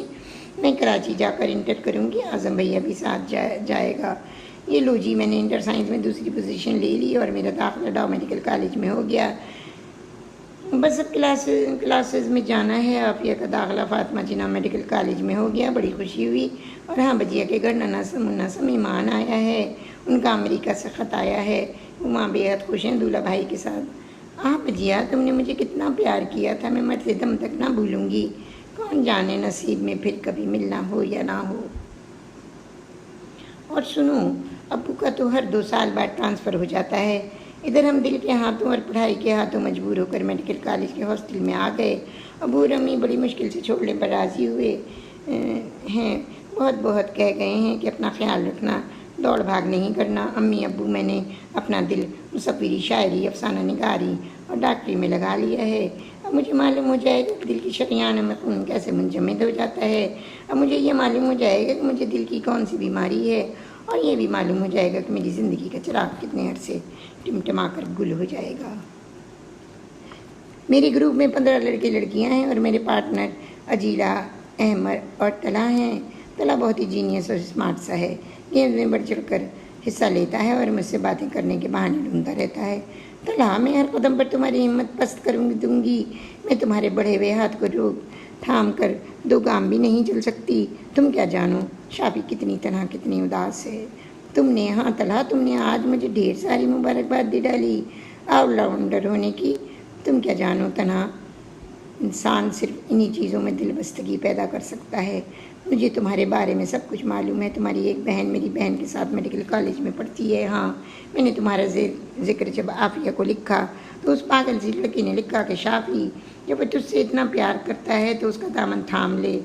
پگلی، دامن تو کسی اور کا وہ تھامتے ہیں جن کی جھولی میں کسی کو دینے کے لیے پھول ہوتے ہیں، تاکہ جس کا دامن تھاما ہے اس میں ارمانوں اور خوشیوں کے پھول بھر دیں۔ اور میں طلحہ کو بھلا کیا دے سکوں گی؟ چیرا لگا ہوا دل جس میں نہ جانے کب خون کی گردش بند ہو جائے، اور وہ ٹانکے جو دل جوڑنے کے لیے لگائے گئے ہیں خدا جانے ایک جھٹکے سے کب کھل جائیں۔ اور پھر میں طلحہ کو چھوڑ کر کب موت کو گلے سے لگا لوں۔ نہیں طلحہ، نہیں، میں تمہارے ہر اس قدم کو روک دوں گی جو میرے پیار کے لیے بڑھے گا۔ تم طلحہ آج مجھ سے پوچھ رہے تھے کہ میں کون ہوں، کس کی بیٹی ہوں، مگر میں یہ تمہیں کیوں بتاؤں؟ میں نہیں چاہتی طلحہ کہ تمہاری پہنچ ایک انجانی منزل پر ہو۔ تم ایک ایسے دروازے پر جا کر دستک دو جہاں سے سوالی کو خالی ہاتھ لوٹا دیا جاتا ہے۔ طلحہ، تم بجی ہو، تم قابل ہو، میں تو حسین بھی نہیں، معمولی سی شکل و صورت کی لڑکی ہوں، کمزور، لاغر اور بیمار سی۔ کوشش کرتی ہوں کہ اپنے دکھوں کو اپنی آہوں کو ہونٹوں پر مسکراہٹ سجا کر جھیل لوں۔ طلحہ، کیا ایسا نہیں ہو سکتا کہ تم مجھے بھول جاؤ؟ طلحہ، تم مجھ سے پیار کرتے ہو، تم نہیں جانتے میں بھی تم سے پیار کرتی ہوں، مگر میں مجبور ہوں، دل کے ہاتھوں میرا دل کرچی ہے طلحہ، اس کو چھونے کی کوشش کرو گی تو اس میں سے خون رسنے لگے گا، اور جانتے ہو یہ میرے ارمانوں، میری خوشیوں، میری امنگوں کا خون میری موت کا پیغام بن جائے گا۔ میں تمہیں کبھی نہیں مل سکتی طلحہ، تم مجھے بھول کیوں نہیں جاتے؟ میں تو راستے کی گرد ہوں، نہ جانے کب اڑ جاؤں۔ الیکشن میں تمہاری کامیابی نے مجھے خوشی سے ہمکنار کر دیا، مگر طلحہ یہ ہمارا آخری سال ہے، اور جانتے ہو مجھے ایسا محسوس ہوتا ہے جیسے یہ میری زندگی کا بھی آخری سال ہے۔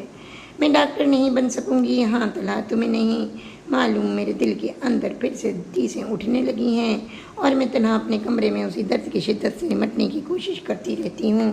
اپنے خدا سے دعا مانگتی ہوں کہ مجھے اتنی زندگی تو دے دے کہ میں اپنا امتحان دے لوں۔ تم نے بڑے اصرار سے میرے گھر کا پتہ پوچھا ہے، اور میں نے کہہ دیا کہ سالانہ امتحانوں کے بعد دوں گی۔ طلحہ، میں نے تم سے جھوٹ بولا ہے، میں تمہیں اپنا پتہ کبھی نہیں دوں گی۔ میں نے آج تک کسی سے اپنے دل کی بات نہیں کہی۔ کسی کو نہیں معلوم کہ میں دل کی مریضہ ہوں، اور وہ بھی پیدائشی، اور یہ بھی کہ دل کا آپریشن بھی ہو چکا ہے۔ طلحہ تم میرا یہ راز میری موت کے بعد ہی جان سکو گے۔ ہاں، میری موت کے بعد، جو صرف چند قدم رہ گئی ہے۔ میں نے ابو کو اپنی تکلیف کے بارے میں کچھ بھی نہیں لکھا ہے۔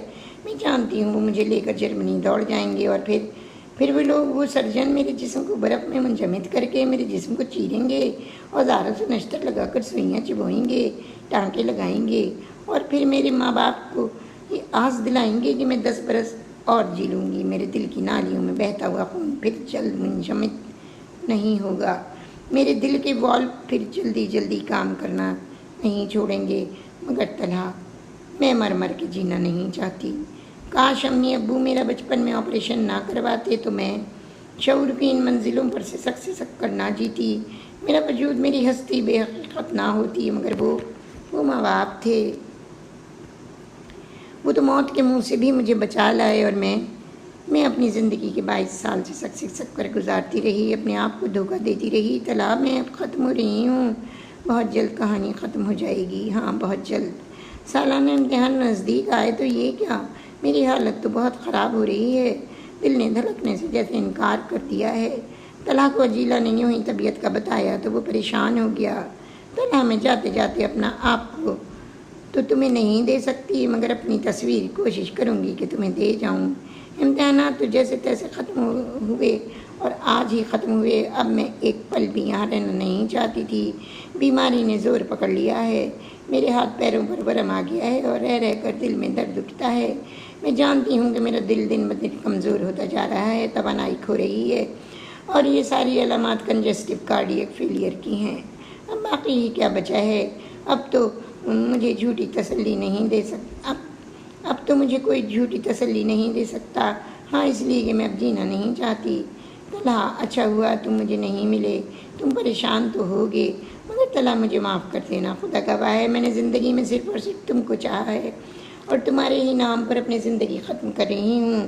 طلحہ، میں تمہارے لائق نہیں تھی، اس لیے تمہاری ہستی زندگی سے جا رہی ہوں۔ اب تم مجھے کبھی نہ پا سکو گی۔ ہاں، ایک امانت تمہیں سونپوں گی، اپنی ایک تصویر تمہیں دے جاؤں گی، میرا عکس۔ طلحہ، میں گھر پر ہوں، بستر سے لگ گئی ہوں۔ جب میں اچانک ایئرپورٹ سے گھر پہنچی تو امی نے اپنا سر پیٹ لیا۔ تو نے ہمیں اپنی حالت کی اطلاع بھی نہ دی بیٹی، یہی لکھتی رہی کہ تندرست ہے۔ امی، کیا فائدہ تھا، میرا امتحان رہ جاتا، تیری صحت سے بڑھ کے تو زیادہ ضروری نہیں تھا۔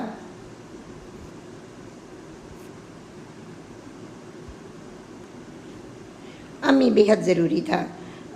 میرے نام کے آگے ڈاکٹر لگ جائے گا، میری آخری خواہش تو پوری ہو جائے گی۔ اور امی میرے یہ بات سن کر رو پڑیں، بہت روئیں، ایسے جیسے کہ کوئی کسی کی موت پر روتا ہے۔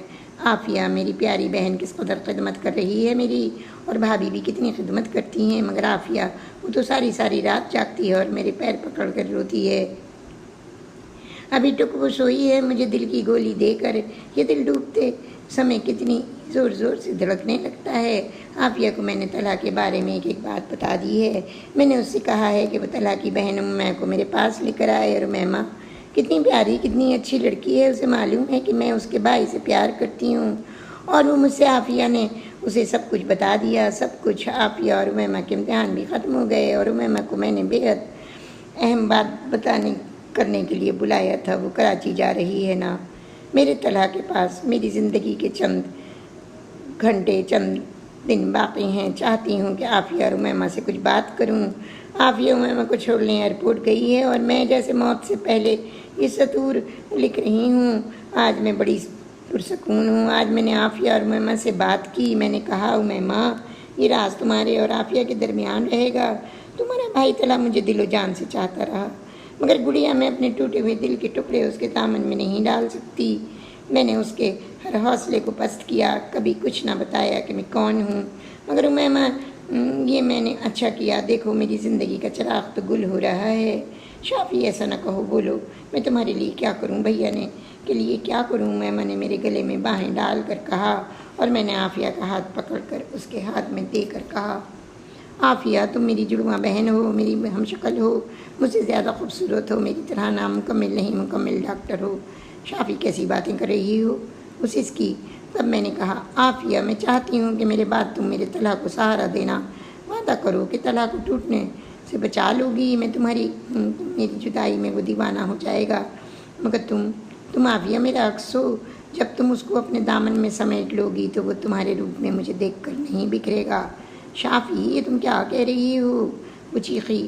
میں نے منہ میں سے کہا، امیمہ وعدہ کرو کہ میری عافیہ کا ہاتھ میرے طلاق کے ہاتھ میں ضرور دو گی؟ یہ بہت پیاری ہے اور اپنی جان سے زیادہ مجھے عزیز ہے، وعدہ کرو امیمہ تم یہ کام پورا کرو گی؟ کسی بھی طرح اور طلحہ کو کبھی نہ بتانا کہ عافیہ میری بہن ہے۔ میں وعدہ کرتی ہوں شافیہ کہ میں عافیہ کو اپنی بھابھی ضرور بناؤں گی، جس طرح بھی ممکن ہوا تمہاری خواہش پوری کروں گی، میں نے کہا۔ تب عافیہ بولی، شافی یہ تم کیسی ذمہ داری مجھے سونپ رہی ہو؟ عکس پھر عکس ہوتا ہے اور حقیقت حقیقت ہوتی ہے۔ میں تمہارا عکس ضرور ہوں، مگر طلحہ کے دل میں حقیقت بسی ہے، تم بسی ہو تو مجھے قبول کیسے کرے گا؟ عافیہ یہ نہ بھولو کہ تم میری بڑی بہن ہو، دوست بھی ہو، اور یہ میری آخری خواہش ہے۔ تمہارے دل میں اگر کوئی اور نہیں تو طلحہ کو منمیت بنا لو۔ میں نے دکھ سے کہا اور میرے آنسو بہہ نکلے۔ عافیہ نے میری پیشانی چوم کر کہا، چندا میں تجھ سے وعدہ کرتی ہوں تیرے بکھرے ہوئے طلحہ کو اپنے دامن میں سمیٹ لوں گی، اسے اتنا پیار دوں گی کہ وہ اپنا غم بھول جائے گا، اور میں کتنے سکون سے ہوں۔ طلحہ میری روح موت سے ہمکنار ہونے کے لیے بے چین ہے۔ دیکھو تم کو جو کچھ سونپ کر جا رہی ہوں اس کی حفاظت کرنا، یہ سمجھنا کہ عافیہ میں ہوں۔ یہ دیکھو یہ قلم بھی ڈگمگا رہا ہے، سانس اکھڑ رہی ہے، کون جانے عافیہ کو میں ایئرپورٹ سے واپسی پر زندہ بھی ملوں یا نہیں۔ میری خواہش ہے کہ میری موت کے بعد صرف وجیرہ کو خبر دی جائے کہ میں مر گئی، تاکہ وہ تم کو یہ خبر سنا دے، مگر ہاں اس میں میرا پتہ بھی نہ ہوگا کہ میں بے نام ہی بھلی۔ خدا حافظ طلحہ، خدا حافظ امی ابو بھیا بھابھی سب کو خدا حافظ۔ طلحہ حیرت سے وہ ڈائری پڑھ رہا تھا۔ پھر شافی مر گئی کیونکہ آگے کے صفحے خالی تھے۔ پھر کچھ صفحے چھوڑ کر عافیہ نے ڈائری لکھنی شروع کر دی تھی۔ ایک صفحے پر یہ شعر لکھا تھا، سراہنے میر کے آہستہ بولو ابھی ٹک روتے روتے سو گیا ہے۔ اس کے بعد کے صفحے پر لکھا تھا، شافی میری گڑیا میری چندا تو تب شب غم گزار کر چلی گئی، ہم سب کو نئے غم دے گئی، میں نے تجھ سے کیے ہوئے وعدے کو پورا کیا، اب میں تیری ہی ڈائری میں تیری ہی آپ بیتی کے ساتھ اپنی آپ بیتی لکھوں گی۔ ماں طلحہ کی نسبت لے کر امی کے پاس آئی ہیں۔ تیری برسی کے بعد میری شادی ہے، مگر شافی تو نے بہت بڑا کام مجھے سونپا ہے، کیسا زخم دیا ہے شافی تو نے۔ آج میری سوہگ رات ہے شافی اور میں طلحہ کے ہوتے ہوئے بھی کتنی تنہا ہوں، جانتی ہو شافی؟ طلحہ نے میرا گھونگھٹ الٹا تو وہ ایک لمحے کے لیے شاید چکرا سا گیا۔ انہوں نے ہولے سے تیرا نام بھی لیا تھا۔ پھر شافی وہ میرے پاس سے اٹھ کر چلے گئے۔ انہیں بہت تیز بخار تھا۔ میں نے ساری رات سر پر برف کی پٹیاں رکھ کر گزاری، مگر مجھے شکوہ نہیں اور میں بیٹھی ہوں، وہ سو رہے ہیں۔ کتنے خوبصورت ہیں طلحہ، تو نے سچ کہا تھا شافی، تو نے سچ کہا تھا۔ ایسا محسوس ہوتا ہے جیسے طلحہ مجھے نہیں، یعنی تیرے عکس کو قبول کرنے کو تیار نہیں۔ وہ مجھ سے بہت کم بات کرتے ہیں اور میں تو جیسے مر مر کر جی رہی ہوں۔ شافی طلحہ مجھ سے پیار نہیں کر سکتے گڑیا، تو ہی سپنے میں آ کر طلحہ کو سب کچھ بتا دے۔ وہ تو میرے امی ابو سے ملنے کی بھی اجازت نہیں دیتے۔ طلحہ کی خاطر میں گھر بیٹھی ہوں، کچھ بھی نہیں کر رہی ہوں ماں، اور طلحہ کی امی کے لیے کے بل پر زندہ ہوں۔ میں طلحہ کے بچے کی ماں بننے والی ہوں شافی، مگر طلحہ کو کچھ بھی پرواہ نہیں ہے۔ میری ہر بات کا نفرت سے جواب دینا اور حقارت سے دیکھنا جیسے ان کی فطرت ہو گئی ہے۔ ہاں شافی گڑیا، میں اب کیا کروں؟ طلحہ کاش تم جان سکتے کہ جس ہستی کو تم نے اپنی روح کی گہرائیوں سے چاہا، میں اس کی بہن ہوں، میں اس کا عکس ہوں۔ طلحہ، شافی نے مرتے دم تمہیں مجھ کو سونپا تھا، میں سے وعدہ لیا تھا۔ طلحہ، آج میں اپنی بہن سے شرمندہ ہوں کہ تمہارے دل کو نہ جیت سکی، اور اپنے ٹوٹے ہوئے دل سے تمہیں 5 سال چاہا اور پوجا، اور میں اس کی خواہش کے مطابق تمہیں بکھرنے سے نہ بچا سکی، تمہیں سمیٹ نہ سکی۔ شافی میری جان، میں تجھ سے شرمندہ ہوں۔ دیکھو طلحہ، تم نہیں آئے نا، مجھ سے ملنے نہیں آئے، میں تمہاری بچی کی ماں بن گئی ہوں، اور تم یوں بیگانے بنے ہو جیسے میں تمہاری کوئی بھی نہیں۔ طلحہ، میں تمہاری بیوی ہوں، تمہاری ہوں، اس حقیقت کو تسلیم کر لو کہ شافی مر گئی ہے۔ تمہاری بے رخی میری بہن کی روح کو بے چین کر رہی ہے۔ میں نے رات شافی کو خواب میں دیکھا، وہ پریشان تھی، کہہ رہی تھی، آپ ہی مجھے نہیں معلوم کہ طلحہ تجھے اتنا دکھ کیوں دے گا، ورنہ کبھی تجھ سے یہ قسم نہ لیتی۔ بولو طلا میں اس کو کیا جواب دوں؟ شافی آج تمہاری برسی ہے، میں 7 ماہ کے بعد میں کسی بیبی کو لے کر گھر آئی ہوں، امید ہے کہ بچی کو دیکھ کر طلا سارا غصہ بھول جائیں گے۔ اس کے بعد ڈائری خالی تھی، شاید آپ ہی نے آخری تحریر اپنے میکے میں لکھی تھی اور وہ یہ ڈائری پرس سے لے کر آئی تھی۔ اس پرس کو اس نے آتے ہی سوٹ کیس میں رکھ دیا تھا، اور جب طلا نے اسے طلاق دینے کی دھمکی دی تو وہ یہ ڈائری سوٹ کیس میں رکھ کے پرس سے نکال کر اس کے حوالے کر کے چلی گئی۔ طلا یہ سب پڑھ کر حیران اور پریشان رہ گیا۔ وہ خدایا مجھے معاف کرنا، میں نے انجانے میں عافیہ کو کتنے دکھ دیے ہیں۔ شافی میں تمہارا مجرم ہوں، مجھے معاف کرنا، مجھے نہیں معلوم تھا کہ تم اپنی تصویر مرتے وقت اس انداز میں مجھے سونپ گئی ہو۔ شافی میں نے عافیہ کو بہت دکھ دیے ہیں، مگر اس نے کبھی کچھ نہ بتایا۔ یہ سب کچھ مجھے آج معلوم ہوا ہے، اور اب میں عافی کو مرتے دم تک چاہوں گا۔ میں اسے لینے جا رہا ہوں، میں اسے اب کبھی کوئی دکھ نہیں دوں گا۔ وہ بڑبڑا رہا تھا، دل ہی دل میں شافی سے مخاطب تھا۔ جب اس نے نظریں اٹھا کر دیکھا تو امی آنکھوں میں آنسو لیے کھڑی تھی۔ امی تو نے مجھ سے یہ کیوں چھپایا تھا؟ بھیا ہم اپنے وعدے سے مجبور تھے، ہم نے شافی سے وعدہ کیا تھا۔ وہ سسک پڑی۔ مگر امی عافی پر جو میں نے نادانی میں ظلم کیا وہ تو نہ ہوتا۔ ہم نے سوچا تھا کہ اب عافیہ کو پا کر شافی کو بھول جائیں گے۔ امی میں نے 12 کوشش کی کہ عافی کو دل سے قبول کر لوں، مگر دل تیار ہی نہ تھا۔ یہ خلش کسک تھی۔ بھیا جائیے، بھابھی کو لے آئیے، جائیے بھیا میری دوست کو لے آئیے، وہ بالکل بے گناہ ہے۔ اس نے آپ سے شادی کر کے بہت بڑی قربانی دی ہے۔ میں طلا کے سینے سے لگ گئی اور وہ سسک پڑی۔ میں جا رہا ہوں امی، میں عافیہ اور بیبی کو لینے جا رہا ہوں۔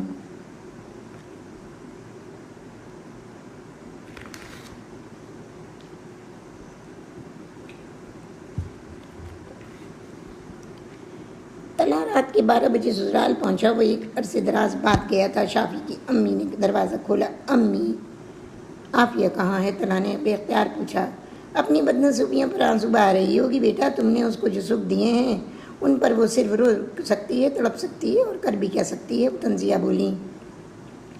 امی مجھے معاف کر دیں، میں آپ سب کا گنہگار ہوں، میں نے انجانے میں آپ لوگوں کو بے حد دکھ دیے ہیں۔ کاش شافی نے مجھے یہ حقیقت پہلے بتا دی ہوتی جو آج معلوم ہوئی ہے۔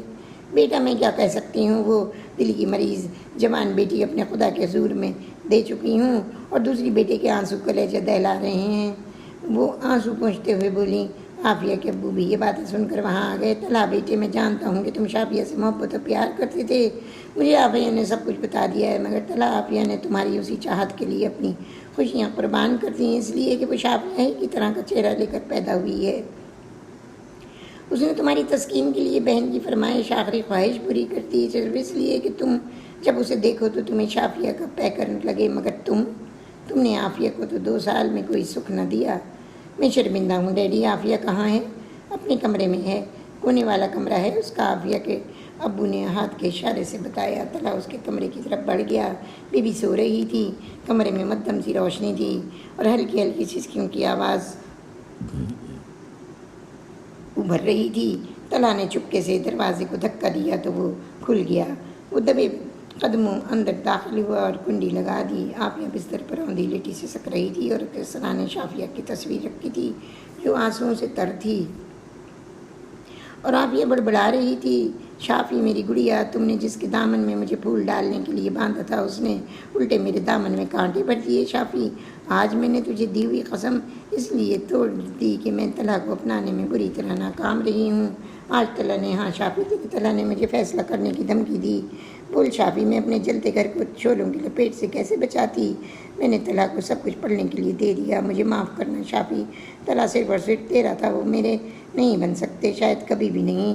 وہ تو بیبی سے بھی پیار نہیں کرتے، جانتی ہے شافی، میری بیبی بالکل تیری طرح ہے، وہ بھی تیرا عکس ہے شافی، مگر طلا کی نظریں تو صرف تجھے ڈھونڈتی ہیں، وہ حقیقت تلاش کرتی ہیں، کوئی بھلا عکس سے کیسے بہل سکتا ہے شافی؟ عافیہ بری طرح سے سک رہی تھی۔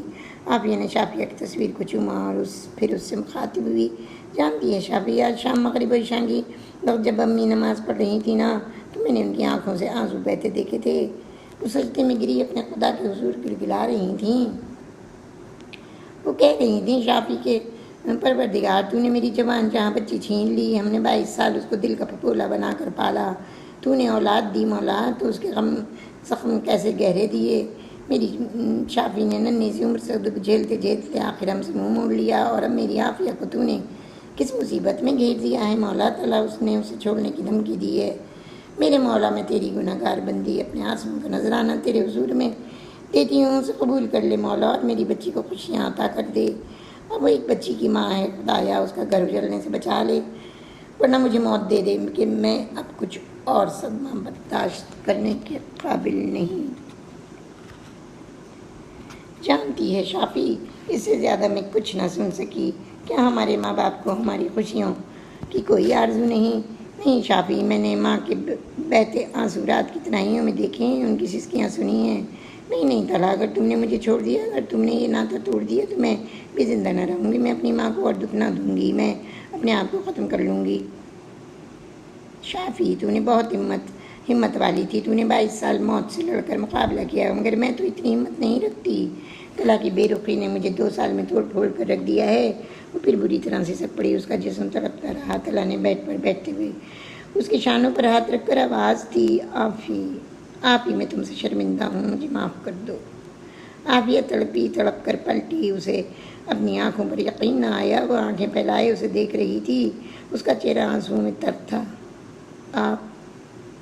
آپ کب آئے؟ وہ سسکیاں لیتے ہوئے اٹھ کر بیٹھ گئی. میں تو بہت دیر سے یہاں کھڑا ہوں، میں تمہیں لینے آیا ہوں آفی، میں اپنی بیبی کو لینے آیا ہوں. طلحہ نے پیار سے اس کا چہرہ دونوں ہاتھوں میں تھام لیا. آپ مجھے چھوڑیں گے نا؟ چھوڑیں گے نہیں. آپ یہ ناطہ تو نہیں توڑیں گے طلحہ؟ جذبات سے چیخی. طلحہ نے آفی کو سینے سے لگا لیا. نہیں آفی نہیں، یہ رشتہ کبھی نہیں ٹوٹے گا پگلی. یہ سچ ہے کہ میں نے شافی کو بے حد چاہا ہے.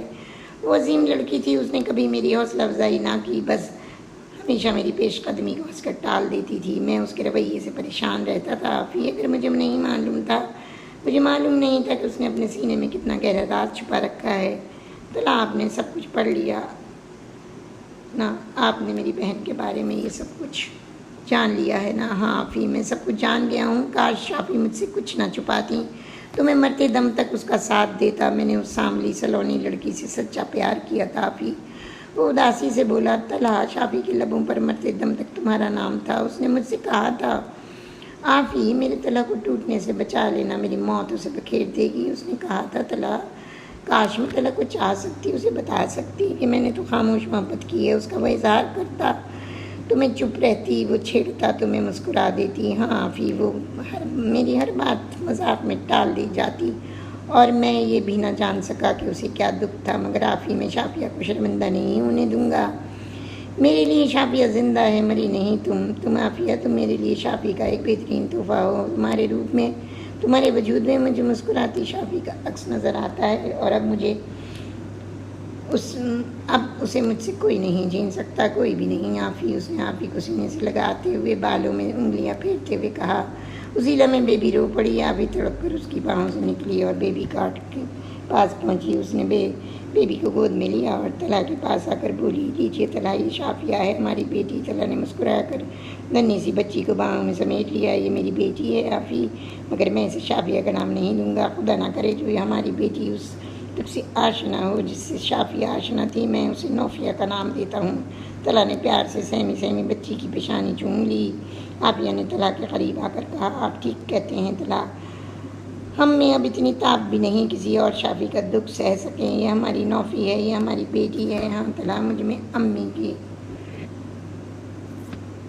کی سی ہمت اور حوصلہ نہیں. میں بہت بزدل ہوں، میں کسی دکھ کا مقابلہ نہیں کر سکتی. میں شافیہ کا عکس ضرور ہوں، مگر شافیہ کی سیرت و خلوص اور وقار کو کبھی نہیں پہنچ سکتی. میں بزدل ہوں. شافیہ بہت بہادر تھی. میں بہت بزدل ہوں. وہ شافیہ کی تصویر ایک بار پھر سینے سے لگا کر سسک پڑی. تب طلحہ نے ہولے سے آفی کو سینے سے لگا لیا اور شافی کی تصویر اس کے ہاتھ سے لیتے ہوئے کہا، عافیہ دیکھو شافی، آج ہمارے ملاپ پر کتنی خوش ہے. مجھے اس کا مسکراتا پروخار چہرہ اس تصویر میں ابھرتا نظر آ رہا ہے. شافی، مجھے تمہارا دل و جان سے تحفہ قبول ہے. میں عافیہ کو اتنا پیار دوں گا کہ سب کچھ بھول جائے گی. ہاں شافی، میری کوتاہیوں کو معاف کرنا. طلحہ نے شافیہ کی تصویر ڈریسنگ ٹیبل پر رکھ دی اور پھر بیبی اور عافیہ کو ساتھ لے کر باہر آیا. آؤ عافیہ، ہم اپنے گھر چلیں. اسے مسکراتے ہوئے عافیہ سے کہا اور وہ لوگ گاڑی کی طرف بڑھ گئے. اور اسی کے ساتھ میرے یہ 39ویں کہانی یعنی 39 کہانی ختم ہوتی ہے۔ یہ میری چوتھی کتاب وہ کاغذ کی کشتی، وہ بارش کی پانی کا ناول تھا جو میں نے آپ کو سنایا۔ اگر آپ کو ویورز میرا یہ ناول پسند آیا ہے تو پلیز اس کو لائک کریں، سبسکرائب کریں اور شیئر بھی کریں، اور بیل کی گھنٹی کو دبا دیں تاکہ میں جو اگلی کہانی ڈالوں وہ آپ کو بر وقت مل جائے۔ اور جو میں اب اگلی کہانی ڈال رہی ہوں وہ میری آنے والی کتابوں میں سے میں نے ایک ناول چنا ہے، اور اس کا نام ہے جو تم چاہو۔ وہ بھی بہت اچھا ناول ہے۔ وہ میری آنے والی کتابیں تو لیٹ اس لیے ہو گئیں کہ کرونا آ گیا۔ اب وہ کرونا میں تو سب چیزیں بند پڑی ہوئی ہیں، تو کتابیں انشاءاللہ تعالی میری 11ویں 12ویں 13ویں کتابیں، ابھی 3 کتابیں میری اور شائع ہونا ہے، مگر میں وہ آنے والی کتابوں کے ناول اس میں لوڈ کیے دے رہی ہوں کیونکہ بہت اچھے ناول ہیں اور آپ لوگ پڑھیں اور لطف اندوز ہوئیے گا۔ تو ہم پھر اگلے یعنی اب ہم 40ویں اپنی کہانی آپ کو سنائیں گے، تو پھر ملاقات ہوگی آپ سے اگلے ناول جو تم چاہو کے ساتھ۔ میری آنے والی کتاب سے یہ ناول میں نے چنا ہے جو تم چاہو۔ اگلی انشاءاللہ تعالی پھر ملاقات ہوتی ہے۔ اللہ حافظ۔